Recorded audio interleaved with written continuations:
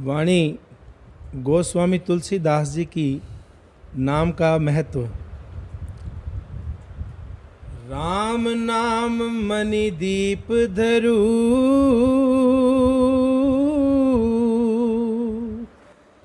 जी देहरी द्वार, तुलसी भीतर बाहरों, जो चाहस उजियारे। आज हम गोस्वामी तुलसीदास जी की हरमन प्यारी रचना रामचरितमानस के बालकांड में से लिए गए चंद दोहे और चौपाई के माध्यम से नाम भक्ति और राम नाम की महिमा पर विचार कर रहे हैं। गुरु घर ने भी नाम भक्ति और राम नाम की महिमा का बहुत पुरजोर प्रचार किया है, उपदेश किया है। नौवीं पातशाही के वचन हैं, राम सिमर यह तेरे काज है। चौथी पातशाही ने वचन फरमा दिए, जप मन राम नाम परगास। पांचवी पातशाही ने फरमाया, राम नाम जप हृदय माहे, नानक पत सेती कर जाहे। और तीसरी पातशाही ने फरमा दिया, बिन नामे होर पूज न होवई, भरम पुली लोकाई। इन सब वचनों का यही भाव है कि उस मालिक का नूर और प्रकाश अनुभव करने के लिए, अज्ञानता का अंधेरा दूर करने के लिए शुरुआत प्रभु के नाम के सिमरन से होती है, और नाम के साथ लिव जोड़कर ही आत्मा उस प्रभु के नूर को अनुभव कर सकती है और इज्जत मान से अपने निज धाम पहुंचकर आवागमन के बंधनों से मुक्त हो सकती है। और बिना इस नाम भक्ति के प्रभु मिलाप का और कोई साधन नहीं है। इसी भाव को ही गोस्वामी जी आज की वाणी जो विचाराधीन है इसमें खोल के समझा रहे हैं। आप शुरुआत करते हैं, ऐ प्यारी जीवात्मा, तू अपने प्रभु का, राम का नूर देखना चाहती है, उजाला देखना चाहती है, प्रकाश अनुभव करना चाहती है, उसका रिफल्जेंस, उसकी रेडियंस को अनुभव करना चाहती है, तो कहते प्यारी जीवात्मा, तुलसी भीतर बाहरों जे चाहे उजियार। तू अपने हृदय के अंदर और बाहर भी उस मालिक के नूर को अनुभव करना चाहती है, तो सबसे पहला कदम है प्रभु के नाम का सिमरन। कैसे करना है नाम का सिमरन, शुरुआत कहाँ से करनी है? तो आप फरमा रहे हैं, राम नाम मणि दीप धरो, जिहन देहरी द्वार। हमारी जीवा का द्वार मुख है, इसकी देहरी हमारे होठ हैं। कहते अपने ज़बान से प्रभु के नाम का सिमरन करना है, शुरुआत करनी है। जैसे जैसे इस सिमरन के अंदर पूर्णता आएगी, एकाग्रता आएगी, ज़बान के सिमरन को मन का सिमरन उठा लेता है, मनन शुरू हो जाता है। आज की अवस्था में हमारी आत्मा जो ईश्वर अंश जीव अविनाशी है, मालिक की अंश है, जिसने प्रभु के नूर को देखना है, वो तो मन के साथ ही जुड़ी हुई है।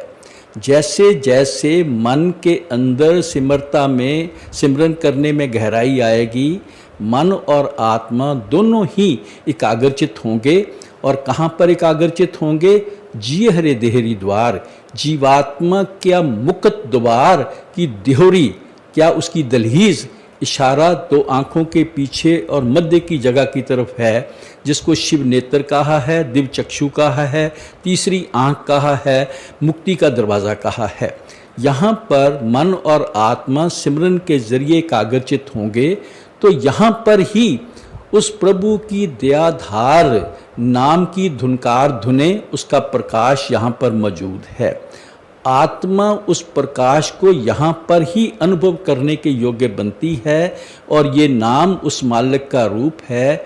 आत्मा का इस प्रकाश को अनुभव करना ही उस कुल मालिक परमात्मा के प्रकाश को, उसके नूर को, उसकी रेडियंस को अनुभव करना है, जिससे हमारा अज्ञानता का अंधेरा दूर हो जाता है और परमात्मा जो सर्वव्यापी है, अंदर भी है बाहर भी है, उसके नूर को अनुभव करने के योग्य बन जाते हैं। आपने बात की है उजारे की, तो स्वाभाविक है उजारे का ताल्लुकात अंधेरे से होता है, कोई अंधेरा भी होगा। ये कौन सा अंधेरा है जिसके बारे में स्वामी जी महाराज ने भी फरमा दिया, जग में कोर अंधेरा पारी, तन में तम का भंडारा।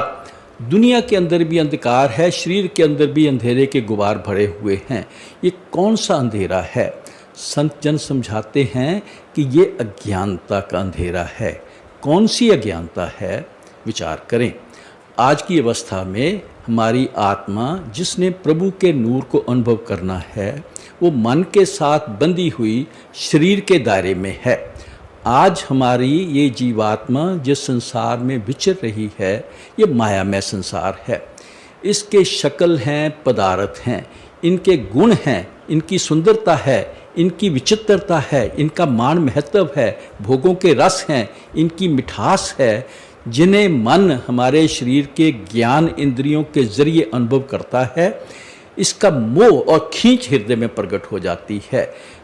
इंसान धीरे धीरे इस मोह के अंदर इतना गुलतान हो जाता है कि सर्वव्यापी प्रभु जो बाहर भी है, हमारे हृदय के अंदर भी है, उसको मिलना, अनुभव करना तो बड़े दूर की बात है, उसकी तो किसी को याद ही नहीं रह जाती। इसलिए इस माया के मोह को, जिसे गुरबाणी में दूजा पाव कहा है, इसको माया के मोह का पर्दा कहा है, अज्ञानता का पर्दा कहा है। गुरु साहब ने इसको कूड़ की पाल, झूठ की दीवार कहा है, क्योंकि इस मोह के अंदर, मोह के पर्दे के अंदर इंसान ये संसार जो नश्वर है, इसे सच्चा और सदैवी समझ के अपना बनाने की कोशिश में जुड़ जाता है। वो मालिक जो अपना है, अपना बन सकता है, उसकी तो किसी को याद तक नहीं रहती। गोस्वामी जी अपने ही तरीके से इस बात को समझाते हुए फरमाते हैं, मोह निशां सब सोवन हारा, देखिए सुपन अनेक प्रकारा। कहते ये माया के मोह के अंदर, ये मीठी नींद के में सारी दुनिया सोई पड़ी है और अनेक प्रकार के सुपने देख रही है। जो कुछ भी हम जीवन में देख रहे हैं, हासिल करने की कोशिश करते हैं, ये एक सुपना मात्र है, इसमें कुछ भी सच्चाई नहीं है। इस अंधेरे के कारण, अज्ञानता के अंधेरे के कारण, माया के मोह के पर्दे के कारण इंसान उस कुल मालिक परमात्मा जो सर्वव्यापी है, उसके नूर को, उसके प्रकाश को अनुभव नहीं कर पाता। किस तरीके से इस प्रकाश को अनुभव किया जाए? तो आपने वचन फरमाए, राम नाम मणि दीप धर। विचार करें, राम, राम से सीधे अर्थ होते हैं रमता इते रमाए, जो जरे जरे पत्ते पत्ते में रम रहा हो, कुल मालिक परमात्मा है। नाम क्या है? नाम उस मालिक का निज स्वरूप है, जो सूक्ष्म है, चेतन है, जिस रूप में मालिक को आत्मा अनुभव कर सकती है। ये नाम मालिक की दयाधार बनकर आत्मा के निज धाम से उतरता है और आत्मा को मालिक से मिलाने का काम करता है। इस नाम के अंदर आगे खोल के विचार करेंगे, इसके अंदर सूक्ष्म आवाज़ है, सूक्ष्म प्रकाश है। आत्मा जो परमात्मा की अंश है, उसके अंदर भी इस प्रकाश को देखने की शक्ति निरत है, उस आवाज़ को सुनने की शक्ति सुरत है। जब आत्मा सिमरन के जरिए अपने सत्ता केंद्र, जिस जो आत्मा के मुक्त द्वार की ड्योरी है, वहाँ पर एकाग्रचित हो जाती है, तो स्वाभाविक ही दोनों सूक्ष्म है, चेतन है। नाम भी सूक्ष्म चेतन है, आत्मा भी सूक्ष्म चेतन है। रिश्ता चुंबक और सुई का है। जैसे ही उस नाम के औरे के अंदर आत्मा आती है, स्वाभाविक तौर से ही नाम के प्रकाश को अनुभव करना शुरू कर देती है। अज्ञानता का अंधेरा दूर हो जाता है, हम मालिक के नूर और प्रकाश को देखने के योग्य बन जाते हैं। अब क्योंकि बाणी रामचरितमानस में से है, कहीं ये विचार मन में ना रह जाए कि राम नाम मणि दीप धर, इसका जो जाप है, क्या श्री रामचंद्र जी महाराज के नाम के जाप की तरफ इशारा है? इस बात पर विचार करने की ज़रूरत है। सबसे पहले तो विचार करके आए हैं कि राम से सीधे अर्थ होते हैं रमतायते रमाए, जो रम रहा हो। फिर भी मन में शंका ना रह जाए तो रामचरितमानस के माध्यम से ही विचार करते हैं कि तुलसी साहब का उस राम जिसकी भक्ति करनी है, इनका क्या अभिप्राय है, क्या मतलब है। तो आप जी ने ऋषि याज्ञवल्क्य और ऋषि भारद्वाज के वार्तालाप के माध्यम से बड़े सुंदर तरीके से ये बात समझाई है। ऋषि भारद्वाज ऋषि याज्ञवल्क्य को प्रश्न करते हैं कि कवन राम प्रभु पूछे तो हे, कहिए बुझाए कृपा निधि मोहे। या कृपा निधान आप ही दया करके मुझे समझाएं कि राम कौन है। क्या ये सियावर हैं, मर्यादा पुरुषोत्तम श्री रामचंद्र जी महाराज हैं जो दर्शन नंदन हैं। कहते सोई राम के अपर कोई जाहे जपत त्रिपुरार। कहते वही राम है या कोई और शक्ति है जिससे त्रिपुरार भाव शिवजी आदि देवता भी जिसकी जाप करते हैं, आराधना करते हैं। तो ऋषि याज्ञवल्क्य ने अनेक प्रकार के तरीके से उसको समझाया और कंक्लूडिंग उपदेश किया कि भाई राम जिसकी महिमा, जिसका मनन करना है, जिसके साथ लिव जोड़नी है, अगुण अखंड अनंत अनादि जहें चिंतहें परमार्थवादी। कहते वो राम अगुण है। अगुण से भाव तीन गुणात्मक रचना जो त्रिलोकी है, ये इससे ऊपर की शक्ति है। अखंड है, वो एक को है, सब कुछ वही है, उसके सिवाय कुछ और है ही नहीं। सब कुछ वही है, सब कुछ उसके अंदर है, वो सब में समाया हुआ है, इसलिए वो अखंड है। कहते अनंत है, उसका कोई पारावार नहीं पाया जा सकता। और अनादि है, जिसके बारे में गुरु नानक साहब ने फरमाया था, आद सच जुगाद सच है भी सच, नानक होसी भी सच। कहते वो नादि काल से है। कहते ये वो प्रभु राम हैं जहें चिंतहें परमार्थवादी। प्रभु मिलाप के चाहवान साधक जो हैं, इस राम की चिंतन क्या इसकी आराधना करते हैं। इसके बारे में वेदों ने भी फरमा दिया, नेति नेति जहें वेद रूपा निज आनंद निरुपाधि अनूपा। वेदों ने कह दिया नेति नेति ना इति ना अति भ्या, वो व्यंत है। कहते हैं कैसा है, निज आनंद, वो आनंद स्वरूप है, आनंद की अवस्था में है। निरुपाधि, उसका मुकाबला, उसकी तुलना किसी चीज से की नहीं जा सकती। कहते अनूप है, उसकी उपमा गाई ही नहीं जा सकती। फिर भी आम धारणा है कि विष्णु अवतार श्री रामचंद्र जी महाराज हुए हैं। इस बात को स्पष्ट करते हुए भी आपने फरमा दिया, शंभु बिरंच विष्णु भगवाना उपजहें जास अंश ते नाना। कहते एक नहीं अनेक शिव जी, ब्रह्मा और विष्णु, जो शिव जी हैं वो संहार करने वाली शक्ति है, ब्रह्मा पैदाइश करने वाली शक्ति है और विष्णु को प्रतिपालक शक्ति माना गया है। कहते ये सब तरीके की शक्तियां अनेक नहीं, उसके अंश मात्र से अनेक ऐसी शक्तियां पैदा हो जाती हैं, इसलिए इशारा कुल मालक की तरफ है। गुरबाणी में भी गुरु अर्जन देव जी महाराज ने इस बात को बड़ा खोल कर समझाया है। आपके वचन हैं, अनिक ब्रह्म में जाके वेद तुन करें। ब्रह्मा रचनात्मक शक्ति है, धरती के ऊपर इसको ब्रह्मा को रचनात्मक शक्ति हम मानते हैं। धरती हमारी सूरज के 9 प्लैनेट्स में से एक है। 1 अरब सूर्य या तारे हमारी गैलेक्सी में है, आकाशगंगा में है। 1 अरब आकाशगंगाएं हैं। कितने तारे, कितने प्लैनेट, कितनी धरतियां, उसके ऊपर कितनी रचनात्मक शक्तियां होंगी, अंदाज़ा नहीं लगाया जा सकता। इसलिए आप जी ने वचन फरमा दी, एक नहीं अनेक ब्रह्म में जाके वेद तुन करें। वेद धुनी नाम की धुनी या ओम की धुनी को कहा जाता है, उसकी धुनी का उच्चारण कर रही हैं। अनेक महेश बैस ध्यान तरें। महेश कहते हैं शिवजी को जो ध्यानी माने गए हैं। एक नहीं अनेक शिवजी जैसे ध्यानी उसकी साधना में व्यस्त हैं, लगे हुए हैं। कहते अनेक पुरख अंसा अवतार। एक नहीं अनेक पुरुष, रामचंद्र जी आए, कृष्ण जी महाराज आए, गुरु नानक देव जी आए, कबीर साहब आए और इतने युग पुरुष आए हैं। कहते उसकी एक अंश मात्र शक्ति लेकर ये सारे ही युग पुरुष आते हैं, मालिक का सौंपा हुआ काम करके वापस उसमें समा जाते हैं। और फिर जो स्वर्गों के चाहवान हैं उनके लिए फरमा दिया, अनेक इंद्रे उबे दरबार। इंद्र देवता को स्वर्गों का राजा माना गया है। कहते एक नहीं अनेक इंद्रे उसके दरबार में हाजिरी भरते हैं। ये प्रभु राम है जिसकी आराधना करनी है, भक्ति करनी है, जिसके बारे में आपने फरमा दिया दे धरे का ये फल भाई, भजिए राम सब काम बिहाई। गोस्वामी जी के वचन हैं कि अगर मालिक ने कृपा करके मनुष्य का जामा बख्शा है, एक ही मकसद है, उस राम की भक्ति करनी है। कौन सी भक्ति करनी है? राम नाम की भक्ति करनी है। क्यों करनी है? तो गोस्वामी जी फरमाते हैं राम नाम अमृत प्रभावा, संत पुराण उपनिषद गावा। कहते हैं इसका बहुत अनफैदमेबल, जिसका अंदाज़ा नहीं लगाया जा सकता, इतना उच्च कोटि का प्रभाव है। कहते मैं नहीं, सभी संत महात्मा उपनिषद और वेद पुराण इसी का ही महिमा गाते आए हैं। क्या महिमा है? गुरु घर ने, पांचवीं पातशाह ने फरमा दिया राम जपत होया प्रकाश। इस नाम के जपने से अंतर और बाहर उजियार हो गया, प्रकाश हो गया, आत्मा उसके नूर को, ज़हूर को अनुभव करने के योग्य बन गई, जो गोस्वामी जी ने फरमाया था।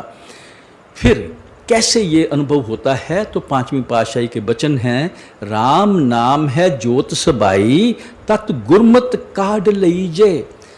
अब ज्योत फरमा दिया, वहाँ मणि दीपक फरमा दिया। क्योंकि दीपक इसलिए राम नाम को फरमाया कि दीपक में प्रकाश होता है। मणि इसलिए फरमा दिया था कि मणि में अपना आप का प्रकाश होता है। यहाँ गुरु साहब ने ज्योत फरमा दिया। कहते राम नाम रूपी ज्योत या मणि हर इंसान के अंदर मालिक ने रखी है, पर इस सार तत्व को कैसे प्राप्त कर सकते हैं? गुरमति काढ़ लीजे। किसी पूर्ण संत महात्मा के उपदेश पर चलकर इस सार तत्व को, राम नाम रूपी मणि को अनुभव करके मालिक के नूर और प्रकाश को देख सकते हैं, अनुभव कर सकते हैं। लाभ क्या होगा? फिर पांचवीं पातशाह ने फरमा दिया गुरमति आप पछाणिया राम नाम प्रगास। कहते जब राम नाम का प्रकाश हृदय में उज्जवल हो गया गुरु के उपदेश पर चलकर, तो आत्मा अपने आप को पहचानने के योग्य बन गई। क्या? राम नाम से लिव जोड़कर आत्मक रसाई करती हुई आत्मा काल और कर्म के दायरे से, त्रिलोकी नाथ के दायरे से ऊपर उठ गई, अपने आप को मालिक की अंश के रूप में अनुभव करने के योग्य बन गई। यहाँ पर मन और माया की सब मलिनताएं खत्म हो गई, मालिक के साथ मिलके मालिक का रूप बनने के योग्य हो गई।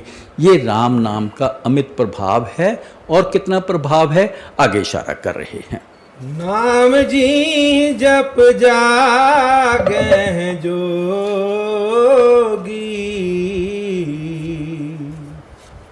बिरत बिरंच प्रपंच वियोगी।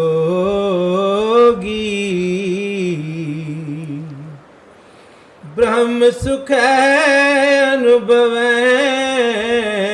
अनुपा,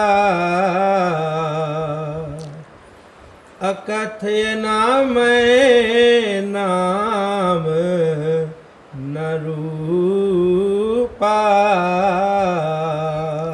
बड़ा सुंदर उपदेश करते हुए फरमा रहे हैं कि भाई राम नाम के सिमरन का ये महत्व है कि नाम जी हैं जप जाग हैं जोगी। जोगी वो साधक हैं जो कुल मालिक परमात्मा से आत्मा का योग करना चाहते हैं, मिलाप करना चाहते हैं। कहते ऐसे जोगी जो हैं नाम सिमरन से ही जाग उठते हैं।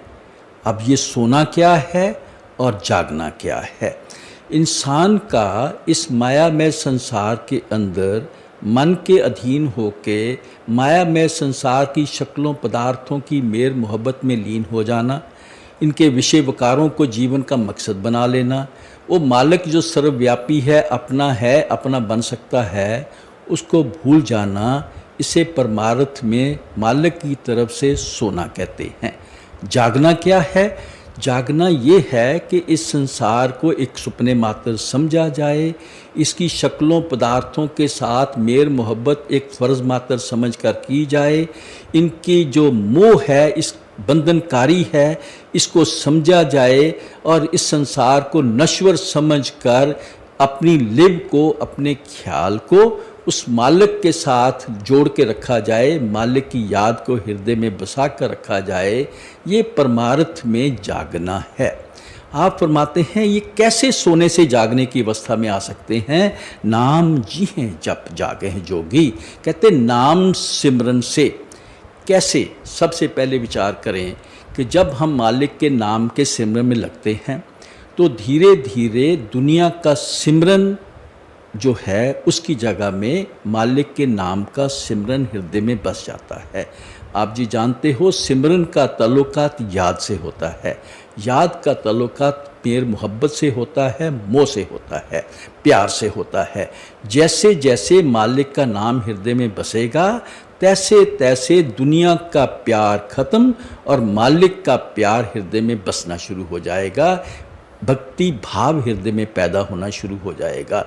दूसरे, जैसे जैसे प्रभु के नाम से सिमरन में लगते हैं हमें अंतर में ही समझ आनी शुरू हो जाती है कि मन के कौन कौन से विकार विघ्नकारी हैं, कौन कौन सी हमारी कमज़ोरियां हैं, इनको कैसे दूर करना है। उसके लिए इंसान दृढ़ संकल्प होता है। धीरे धीरे ये मोटे मोटे विकार दूर होते हैं, मन और आत्मा में कुछ पवित्रता आनी शुरू हो जाती है।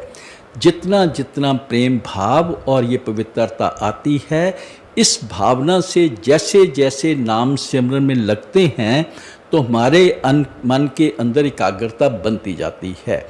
पीछे अर्ज़ की सी, जैसे जैसे मन और आत्मा एकाग्र होंगे तो जाएंगे कहाँ? आत्मा के सत्ता केंद्र, जो उसकी मुक्ति के द्वार की ड्योढ़ी है, क्या दो आँखों के पीछे। यहाँ पर ही अर्ज़ की थी, उस मालिक की दयाधार नाम की धुनकार धुने हैं, नाम का प्रकाश है। इस नाम को अमृत नाम को अनुभव करके आत्मा परमात्मा की तरफ जाग उठती है, क्योंकि मालिक के नूर और प्रकाश को अनुभव करने के योग्य बन जाती है। फरमाते हैं, गुरु घर की वाणी है कि नाम अमृत है, महारस मीठा है। इस अमृत को मिठास को अनुभव करके मन दुनिया की तरफ से बेराग हो जाता है, दुनिया की मेर मोहब्बत ख़त्म हो जाती है। इसी भाव को समझाते हुए आप फरमा रहे हैं कि जीवात्मा जो सोने से जागने की अवस्था में आ गई उसको क्या लाभ हुआ? बिरत बिरंच परपंच वियोगी। बिरंच कहते हैं ब्रह्मा जी को, परपंच कहते हैं खेल को। ब्रह्मा जी का या काल कह लो या धर्मराज कह लो, जो उसका खेल है, परपंच है, माया में संसार है, कहते इससे बिरत हो गई, इससे मन के अंदर माया का मोह निकल गया और वियोग दुनिया की मेर मोहब्बत खत्म हो गई, मालिक के मिलाप की तड़प पैदा हो गई। और जैसे जैसे ये तड़प पैदा हुई तो आत्मा जब अंदर राम नाम को अनुभव करने की योग्य बनी, क्या लाभ हुआ? ब्रह्म सुखें अनुभवें अनूपा। ब्रह्म सुखें, ब्रह्म हिंदू शास्त्रों में मालिक को भी कहा गया है। कहते मालिक के मिलाप के सुख अनुभव होने शुरू हो जाते हैं, जो अनूप हैं, उनका बयान नहीं किया जा सकता। गुरु नानक साहब के वचन हैं, शब्द सुरत सुख उपजय प्रभ रातो सुखसार।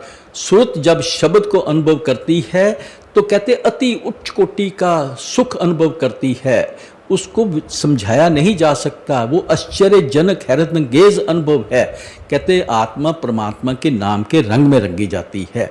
आप फरमा रहे हैं ये जो अनुभव हैं मालिक के मिलाप के सुख हैं, अकथ हैं, ये हैरतअंगेज हैं, इनको बयान नहीं किया जा सकता। आम बाबा जी भी सत्संगों में गूंगे का गुड़ कह के समझाते हैं, अनामय कहने इस सुखों का कोई नाम भी नहीं दिया जा सकता, नाम न रूपा, क्योंकि इसका कोई रंग रूप नहीं है, ये आत्मा के अनुभव करने की चीज़ है। इसी सारे ही भाव को समझाते हुए गुरु नानक साहब ने वचन फरमाए, नाम रते त्रिभुवन सोजी होई, नानक नाम रते सदा सुख होई। नाम के साथ लिव जोड़ने से ब्रह्म का प्रपंच क्या त्रिभुवन की सोजी आ गई, इस सारी रचना का भेद समझ में आ गया। नाम के रंग में रंगी हुई आत्मा सदा के सुख की अधिकारी बन गई। इसलिए फरमा दिया, इहाँ सुख आनंद कणा, रसना जपिए एक नाम, इहाँ सुख आनंद कणा, आगे जिए के काम। पंचमी पातशाही फरमाते हैं, भाई एक ही जिंदगी का काम है राम नाम का सिमरन, यहाँ भी 4 दिन सुख के काट लेंगे, परलोक भी सुधर जाएगा। अब ये नाम के ज़रिए इतने सुख अनुभव होते हैं, आनंद अनुभव होता है, क्या ये कोई बोला पढ़ा या लिखे जाने वाला नाम है? तो गोस्वामी जी की एक और रचना है सतसई, उसमें आप समझाते हैं कि नाम 3 प्रकार के होते हैं। आप फरमाते हैं कौन से 3 प्रकार के हैं? श्रवणात्मक, धवनात्मक, वर्णात्मक विधि 3। त्रिबद शब्द अनुभव अगम तुलसी कहें प्रवीण। कहते जो प्रवीण हैं, समझदार हैं, वो अपने अनुभव के आधार पर जान जाते हैं कि नाम 3 प्रकार का है। एक वर्णात्मक है, जो लिखा जा सकता है, पढ़ा जा सकता है, बोला जा सकता है। राम, रहीम, कुल मालिक, दयाल पुरुष, अकाल पुरख, ये सारे ही नाम जो हैं लिखे पढ़े या बोले जा सकते हैं। एक है श्रवणात्मक, जो लिखा पढ़ा नहीं जा सकता, सुना जरूर जा सकता है। वो कौन सा है? जैसे घंटे की आवाज़ हो, शंख की आवाज़ हो, ये सुनी जा सकती है, पर ये कानों से ही सुनी जा सकती है, इसको हम अगम नहीं कह सकते। तीसरा ध्वन्यात्मक है, जो सूक्ष्म है, जो चेतन है, हमारे आँख, कान, नाक, मुंह इसको अनुभव नहीं कर सकते, इसलिए कह दिया है ये अगम है। इसका अनुभव, ये सिर्फ अनुभव करने की चीज़ है। कहते हैं ये जो ध्वनात्मक नाम है, यही मालिक का सच्चा नाम है, जिसे राम नाम कह के समझा के आए हैं।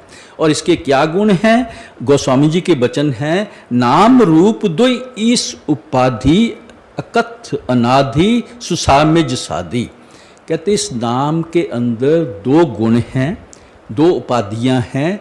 एक तो ये ईश्वर का रूप है, दूसरा इसके गुणों को वही जीवात्मा समझ सकती है जो साधना में लग के इसको अंतर में अनुभव करती है। ये गुण कौन से हैं? 2। एक गुण है नाम है, इसके अंदर शब्द है, इसके अंदर ध्वनि है। दूसरा इसके अंदर रूप है, रूप मीन्स प्रकाश है, इसके अंदर उजियारा है, प्रकाश है। आप फरमाते हैं ये दोनों ही गुण एक ही जैसा महत्व रखते हैं। किसी साधक को पहले शब्द की धुन सुनाई दे जाती है, किसी को नाम का प्रकाश दिखाई दे जाता है।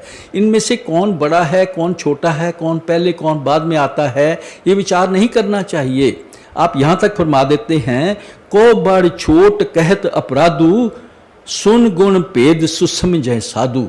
कहते साधना करने वाले खुद ही अंदर अनुभव कर लेते हैं कि नाम के 2 गुण, आवाज़ और रूप, यश, प्रकाश का एक ही जैसा महत्व है। अगर कोई एक को बड़ा और दूसरे को छोटा कहता है, कहते ये भी अपराध है, क्योंकि दोनों की एक जैसी महानता है। इसलिए गुरु नानक देव जी महाराज ने भी वचन फरमा दिए, अंतर ज्योत निरंतर बाणी, साचे साहेब स्यों लिव लाई। ये अंतर में जो प्रकाश में ज्योत है, मणि है, नाम रूपी, कहते इसके अंदर निरंतर बाणी है, मालिक की आवाज़ है, शब्द है। इससे लिव लगाना ही मालिक के साथ प्रेम का रिश्ता जोड़ना है। और प्रभु मिलाप के लिए जो और कदम उठाने हैं, नाम सिमरन के जरिए आगे समझा रहे हैं।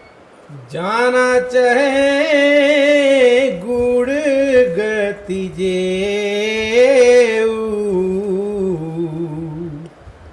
नाम जी हैं जप जान है तेऊ।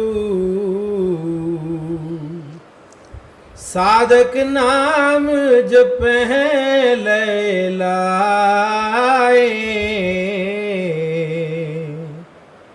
होए सिद्ध अनिमादिक पाए।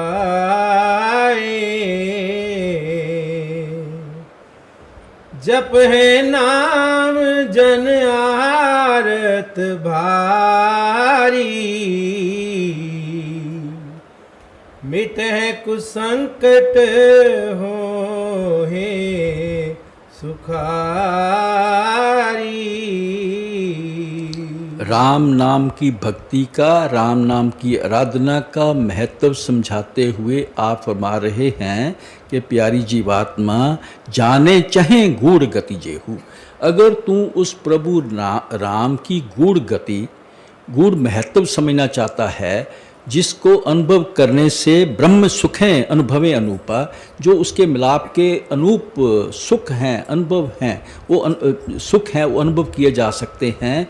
तो कहते भाई इसका एक ही तरीका है, नाम जिहें जप जाने ते हूँ।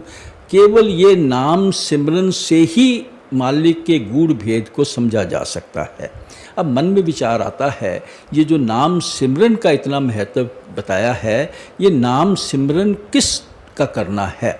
नाम सिमरन की शुरुआत तो वर्णात्मक नाम से ही होती है और मनन के जरिए ये धुनात्मक नाम तक पहुंच जाती है, सूरत के सिमरन तक पहुंच जाती है। तो कौन से नाम के सिमरन से शुरुआत करनी है? तो गोस्वामी जी के वचन हैं, जाने को हरि गुरु कृपा उदित भय रवि ज्ञान। कहते बड़ा कोई भाग्यशाली हो, वो हरि रूप गुरु जो हरि की मालिक की भक्ति करके मालिक का रूप बन चुका हो, वो कोई कृपा कर दे, दया कर दे, उस नाम को सिमरन द्वारा अंतर में अनुभव करने का भेद समझा दे, नाम सिमरन का भेद समझा दे, जीवात्मा उसके उपदेश के अंदर चले। तो कहते उस नाम सिमरन के जरिए नाम उसी तरीके से प्रकट हो जाता है जैसे सूरज उदय होने के साथ ही अनुभव हो जाता है। आपके समझाने का भाव है कि नाम सिमरन गुरु के समझाए हुए उपदेश के अनुसार करना है। कबीर साहब के वचन हैं, सिमर सिमर हर हर मन गाइए, ये सिमरन सतगुर ते पाइए। ये सिमरन सतगुरु के उपदेश के अनुसार करना है। कहते इस तरीके से जब सतगुरु के से उपदेश लेकर नाम सिमरन में लगते हैं तो नाम सिमरन कैसे करना है? गुरु नानक साहब के वचन हैं, हर जन प्रीत जपे निरंकारा। प्रेम प्यार से, लगन से, श्रद्धा से और मालिक की तरफ खींच या भक्ति भाव रख कर नाम सिमरन में लगना है। इस तरीके से जब नाम सिमरन में लगते हैं, पीछे अर्ज की थी, मन और आत्मा सिमट कर आत्मा के मुक्त द्वार पर एकाग्र हो जाते हैं, तब अंतर में नाम के साथ लिप जुड़ जाती है। इस जिसे आप फरमा रहे हैं, साधक नाम जपें लय लाए।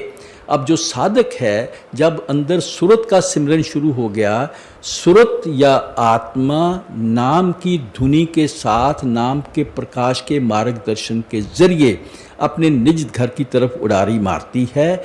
इससे अनेक प्रकार के लाभ होते हैं। एक तो नाम के जरिए नामी को अनुभव करते हैं, पर साथ में और क्या लाभ होते हैं?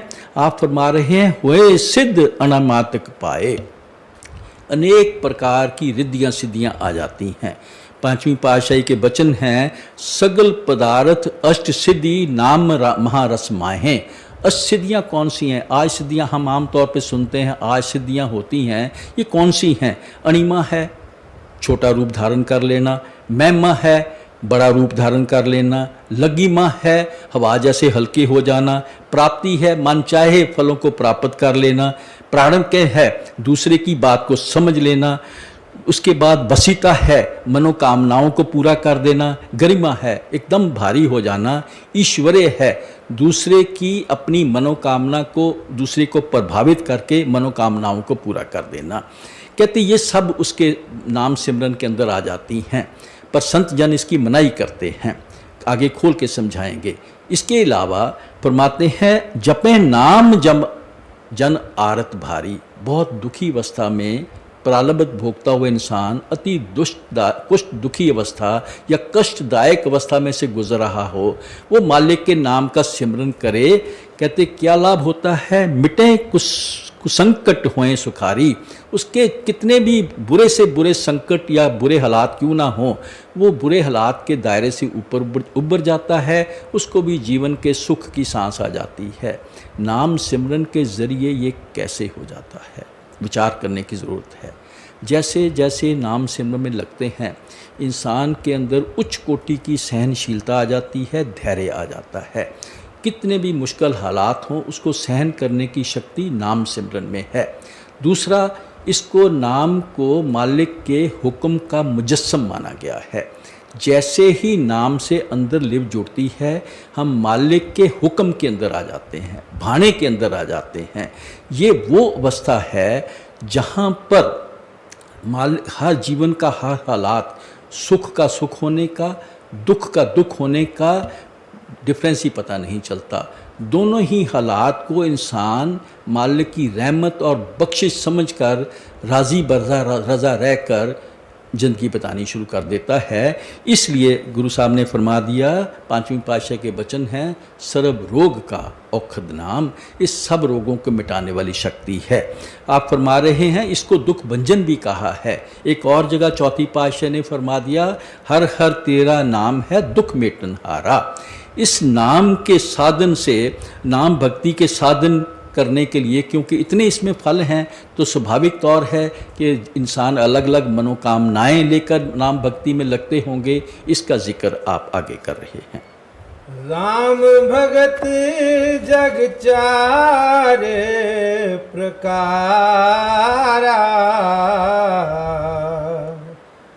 सुकृति चारे अनघ उदारा, चहु चतुर कहु नाम अधारा,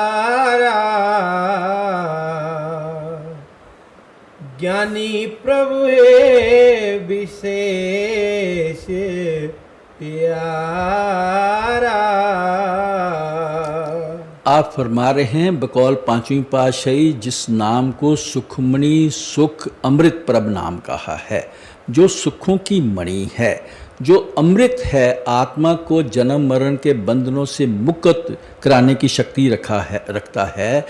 और इसके जाप से अनेक प्रकार के जो सिद्धियां आ जाती हैं, कष्ट दूर हो जाते हैं। तो स्वाभाविक तौर है कि अलग अलग मनोकामनाएं लेकर इंसान नाम की भक्ति में लगता है, उस प्रभु राम की भक्ति में लगता है। कौन कौन सी मनोकामनाएं लेके चलते हैं, किस तरह के हैं? आप कहते हैं मालिक के भगत चार तरीके के होते हैं।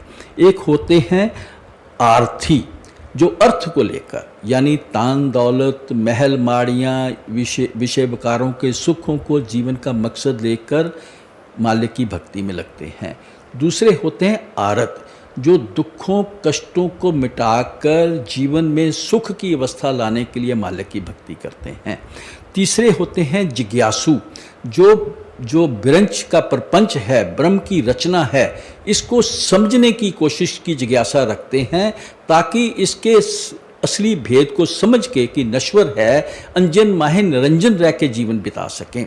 चौथे होते हैं ज्ञानी, जो केवल अज्ञानता के अंधेरे को दूर कर मालिक के नूर और प्रकाश को अनुभव करके नाम के साथ लिव जोड़कर नामी में समा जाने की कोशिश करते हैं। कहते हैं वो चौथे किस्म के भगत हैं, मालिक की भक्ति में लगते हैं। आप फरमा रहे हैं सुकृति चारों अघ उधारा। कहते चारों ही तरीके के जो भगत हैं वो पुण्य आत्माएं हैं। कहते हैं क्यों? कि पाप रहित हैं, उधार दिल हैं, अपना भी उधार करते हैं, दूसरों का भी करते हैं। कहते हैं फिर चहु चतुर कहूँ नाम अधारा। कहते चारों ही समझदार हैं। क्यों समझदार हैं? वो मन के अधीन होकर बाहरमुखी कर्मकांड में नहीं लगे, अंतर्मुख नाम की भक्ति में ही लगे हैं। पर कहते हैं ज्ञानी प्रभु है विशेष प्यारा, जो प्रभु है उसको वही लोग पसंद हैं जो मालिक को अंदर अनुभव करके मालिक में समा जाने का, मालिक का ज्ञान हासिल करके मालिक का रूप हो जाने की भक्ति में लगते हैं। इसलिए हुजूर फरमा दिया करते थे कि जब दाता आ जाता है तो दातें अपने आप बीच में आ जाती हैं। तो फरमाते हैं ये जो नाम का सिमरन है, ये क्या कलयुग में या सतयुग में भी ये सिमरन, नाम का सिमरन इतना ही प्रभावशाली था? इस भेद को आप आगे जाहिर कर रहे हैं। चहु जुग चहु श्रुति नाम प्रभाऊ, कलि विशेष नहीं आन उपाऊ। आप समझा रहे हैं कि नाम वो शक्ति है जो मालिक ने अपने मिलाप के लिए खुद बनाई है। मालिक एक है, उसके मिलाप का रास्ता भी एक ही हो सकता है, वो नाम भक्ति है। कहते हैं चारों युग हुए हैं, सतयुग है, त्रेता है, द्वापर है, अब कलयुग है। इसी तरीके से 4 वेद हैं, ऋग्वेद हैं, यजुर्वेद हैं, सामवेद हैं और अथर्ववेद हैं। चारों वेदों में और चारों युगों में इसी नाम भक्ति की महिमा कही गई है, इसी के प्रभाव को दर्शाया गया है।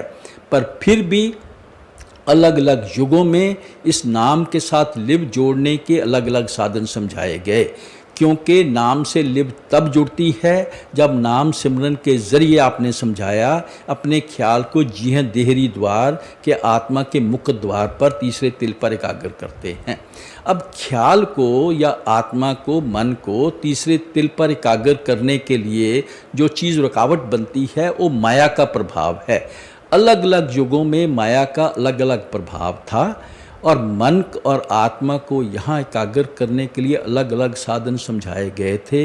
इसलिए समझा दिया गया, एक आम कहावत बन गई, कहना बन गया कि अलग अलग युगों में मालिक की भक्ति के अलग अलग साधन थे। असल मालिक के मिलाप का साधन एक है और एक ही रहा है। आप फरमाते हैं सतयुग में क्या साधन था, तो आपके वचन हैं, ध्यान प्रथम युग मख विधि दूजे, द्वापर परितोषित प्रभु पूजे। गुरु रविदास जी ने फरमा दिया, सतयुग सत तेता जगी द्वापर पूजा चार, एक ही जैसे भाव हैं। सतयुग के अंदर सतोगुण का प्रभाव था, रजोगुण नहीं था, तमोगुण तो नामात्र भी नहीं था। सत्य का प्रभाव था, सच का व्यवहार था, लोग थोड़ा सा ध्यान अंदर करते थे, मालिक के ध्यान में लग जाते थे। जब त्रेता युग आया, दूसरा युग आया, जो सतोगुण था कम हो गया, रजोगुण बढ़ना शुरू हो गया, अभी तमोगुण का प्रभाव कम था। जे अब इस अवस्था में आकर यज्ञ या मख आदि जो हैं वो साधन अपनाए जाने लगे ताकि अपने ख्याल को एकाग्र करके तीसरे तिल पर ले आएं। इसके बाद द्वापर युग आ गया, जो इसमें सतोगुण था नाम मात्र रह गया, रजोगुण बहुत ज़्यादा बढ़ गया, तमोगुण का भी प्रभाव आ गया।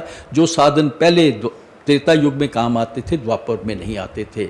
अब मन के ऊपर अंकुश लगाने के लिए पूजा की विधि बन गई, संयम में लाने के तरीके बन गए, जीवन चलाने के लिए नियम बना दिए गए, किन किन नियमों के ऊपर जीवन चलाना है। पूजा 4 तरीके के आचरण में निर्मलता लाकर पूजा अर्चना का साधन बन गया। कहते इसके बाद में कलयुग आ गया, इसमें सतोगुण तो है ही नहीं, रजोगुण कहीं थोड़ा बहुत है, तमोगुण का भंडार है, तमोगुण ही छाया हुआ है। तमोगुण के अंदर जो नेगेटिव टेंडेंसीज हैं मन के विचार प्रचंड रूप धारण कर चुके हैं। मन के विचार इतने ज़्यादा माया के अधीन हो चुके हैं इंसान के मालिक की याद तक नहीं है। पर वो मालिक जिसकी के आत्मा अंश है, उसने आत्मा को अपने मिलाप का जो ज़रिया है खुद ही बनाया है। वो जब आत्मा की इस तरह की असहाय अवस्था देखता है, मन और माया के चक्की में पिस रही देखता है, उसने इस कलयुग को बड़ा परोपकारी युग बना दिया है। कैसे परोपकारी बना दिया है? कहते इस युग में कुछ भी और करने की ज़रूरत नहीं है। गुरु रविदास जी के वचन हैं, कली केवल नाम आधार, केवल नाम सिमरन के ज़रिए ही हम अपने ख्याल को आत्मा के मुख्य द्वार तक एकाग्र करके सच्चे नाम से लिव जोड़कर परमात्मा के नूर को अनुभव कर सकते हैं। इसी बात को समझाते हुए गोस्वामी जी ने फरमा दिया, कलयुग समयुग आन नहीं, जो नर कर विश्वास। ए भाई, जो इंसान विश्वास करके चलते हैं वो समझ लें कि कलयुग जैसा कोई परोपकारी युग नहीं है। क्यों? गाई राम गुण गण विमल, भव तरें विनय प्रयास। कहते राम के गुण गा के, क्या मालिक के नाम के सिमरन के ज़रिए ही जो इंसान है बिना किसी और यत्न के भाव सागर को पार करके मालिक का मिलाप हासिल कर सकता है। स्वामी जी महाराज ने भी फरमा दिया, कलयुग करम तरम नहीं कोई, नाम बिना उधार न होई। इस कलयुग में आप फरमा रहे हैं कली विशेष नहीं आन पाए। कहते ये नाम की साधना तो चारों युगों में रही है, पर इस कलयुग के अंदर नाम सिमरन द्वारा नाम के साथ लिव जोड़ने के सिवाय और कोई साधन नहीं है, ना ही अपनाने की ज़रूरत है। पर ये नाम सिमरन के लिए कैसी भावना होनी चाहिए आप आखिर में समझा रहे हैं। सकल काम नाहीन जे, राम भक्ति रस लीन, तुलसी नाम सुप्रेम पीयूष हृद, तिन्हु किए मन मीन। पीछे समझा के आए हैं, अलग अलग तरीके की मनोकामनाएं लेकर इंसान उस राम या मालिक की भक्ति में लगता है। आप समझाते हैं कोई भी कामना हृदय में नहीं होनी चाहिए, मालिक की प्राप्ति के लिए मनोकामना रखना भी एक कामना है। कहते एक सगर कामनाहीन, हर तरीके की जो कामना है, चाहत है, उसको त्याग कर केवल मालिक के प्रेम बस होकर, उसके प्रेम के लिए, उसके प्रति श्रद्धा मान सत्कार रखकर, अपने गुरु के उपदेश को, उसका हुक्म जानकर उसकी पालना करने के लिए ही उस मालिक के नाम सिमरन में लगना है। हमारा ये फ़र्ज़ है, बाकी काम वो खुद करेगा। यही बात समझा रहे हैं कि जो इस तरीके से नाम भक्ति में, राम भक्ति में लगते हैं, हर तरीके की कामना त्याग करके मालिक उन पर अपार कृपा करता है, दया करता है। वो भी प्रेम बस होकर नाम पीयूष, जो नाम अमृत है, वो इनके हृदय में बस जाता है। वो नाम को अंदर में अनुभव करके मालिक के नूर और प्रकाश को देखने के योग्य बन जाते हैं। क्या उस मालिक के साथ मिल जाते हैं। उनका मन जो आज की अवस्था में संसार की शक्लों पदार्थों के मोह में गुलतान था, वो भी नाम के साथ लिव जोड़ के मन भी उस मछली की तरह हो जाता है जो मछली पानी के प्यार में लीन है। मन भी नाम के अंदर लीन हो जाता है, फिर इसके ऊपर माया का प्रभाव नहीं रहता। तो इंसान का फ़र्ज़ क्या है, नाम भक्ति में लगना है, पर कोई कामना रख के नहीं लगना है, प्रेम प्यार से करना है। जो कुछ होना है मालिक की भक्ति से होना है। हमारा जो पुरुषार्थ है ज़रूरी है, करनी ज़रूरी है, भजन ज़रूरी है। इसलिए उस मालिक के आगे विनती भी हृदय में रखनी है। अब प्रभु कृपा करो ए भांति, सब तज भजन करो दिन राति, सब तज भजन करो दिन राति। सकल काम नाहीन जे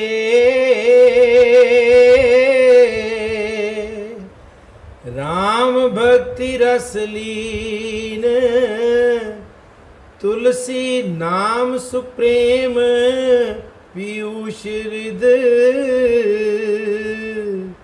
तिन्हु किए मन मीन।